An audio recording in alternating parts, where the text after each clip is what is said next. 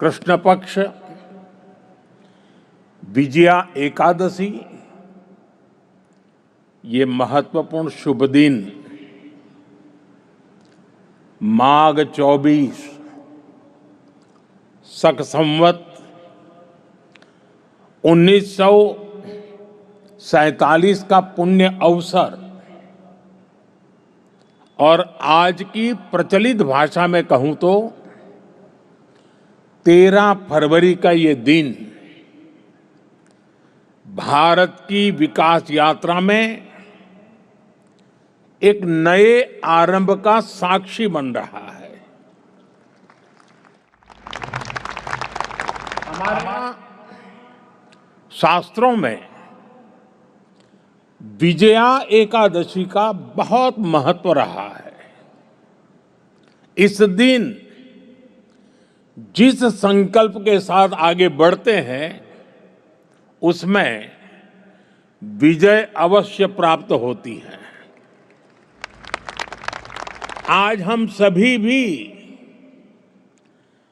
विकसित भारत का संकल्प लेकर सेवा तीर्थ में, कर्तव्य भवन में प्रवेश कर रहे हैं।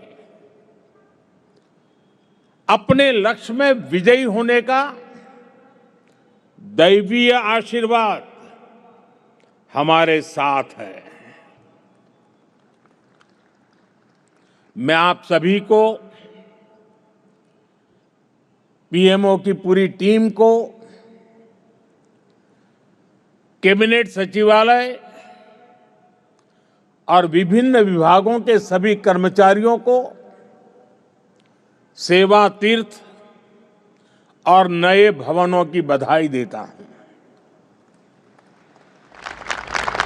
मैं इनके निर्माण से जुड़े सभी इंजीनियर्स का और श्रमिक साथियों का आभार व्यक्त करता हूं।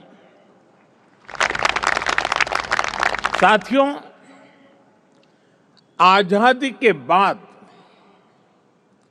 साउथ ब्लॉक और नॉर्थ ब्लॉक जैसी इमारतों से देश के लिए अनेक अहम निर्णय हुए, नीतियां बनी।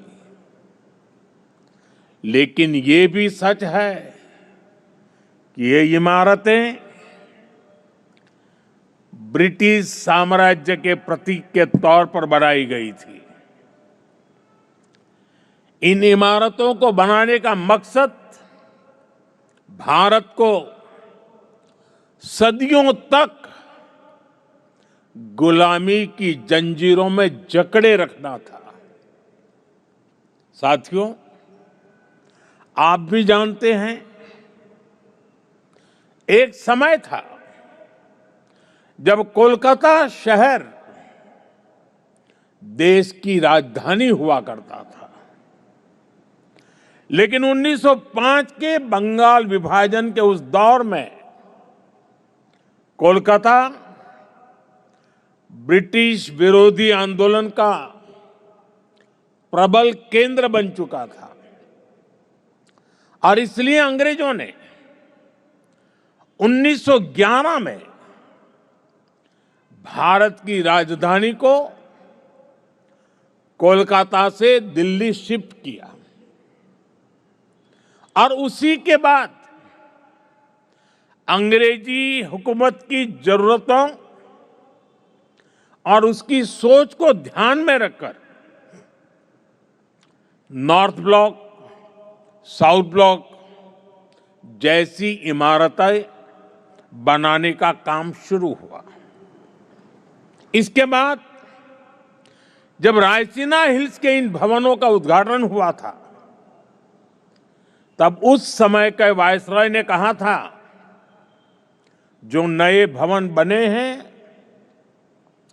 वो ब्रिटिश सम्राट की इच्छाओं के अनुरूप बने हैं। यानी उस दौर में ये भवन ब्रिटेन के महाराजा की सोच को गुलाम भारत की जमीन पर उतारने का माध्यम थे। रायसीना हिल्स का चुनाव भी इसलिए किया गया कि इमारतें अन्य इमारतों से ऊपर रहे, कोई उनकी बराबरी ना कर सके। अब संयोग से सेवा तीर्थ का ये पूरा परिसर किसी पहाड़ी पर न होकर जमीन से ज्यादा जुड़ा है।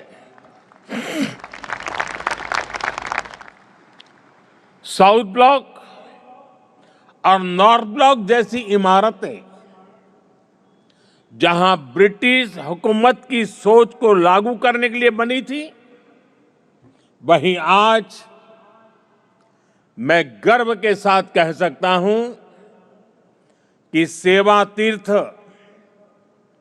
और कर्तव्य भवन जैसे नए परिसर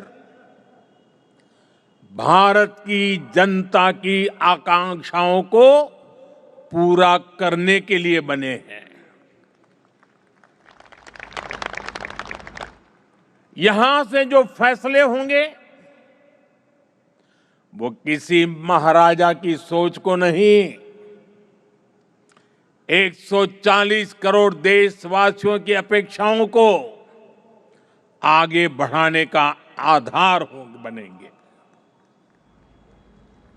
इसी अमृत भावना के साथ आज मैं ये सेवा तीर्थ, एक कर्तव्य भवन भारत की जनता को समर्पित कर रहा हूं। साथियों,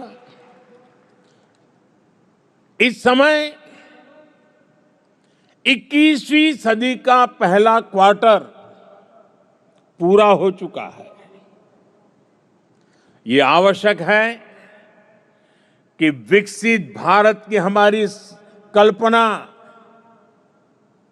केवल नीतियों और योजनाओं में ही नहीं, हमारे कार्यस्थलों, हमारी इमारतों में भी दिखाई दे, जहां से देश का संचालन होता है वो जगह प्रभावी भी होनी चाहिए और प्रेरणादायी भी होनी चाहिए।